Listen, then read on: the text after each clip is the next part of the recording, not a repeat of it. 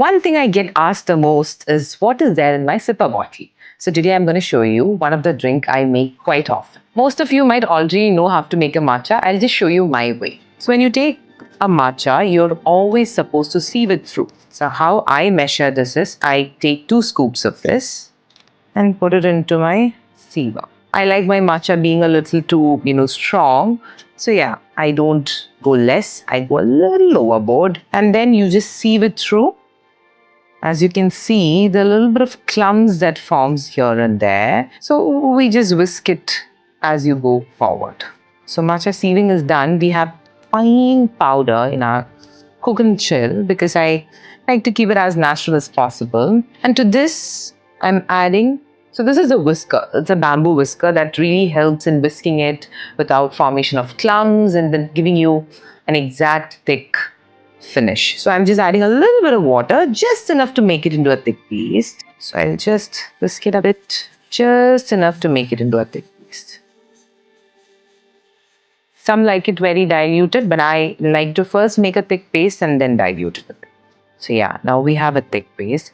Then I add in a little more water, also washing off the bamboo whisker. So now the whisker's duty is done. You're just gonna let it rest. Now, you take the container in which you're going to pour in the remaining products. Just first going to add in honey. I like using the forest honey for everything that I drink. Yes, there are different sweeteners, but if I need a sweetener, I tend to go back to honey. So I'll just use maybe 2.5 spoons. I'm just going ahead with oat milk because oat milk or almond milk or soy milk is what I prefer for my gut. I don't like it too milky, so I add in a little more of water, which is not a hot water or warm water, normal drinking water. And I'm just adding in a bit of blue spirulina.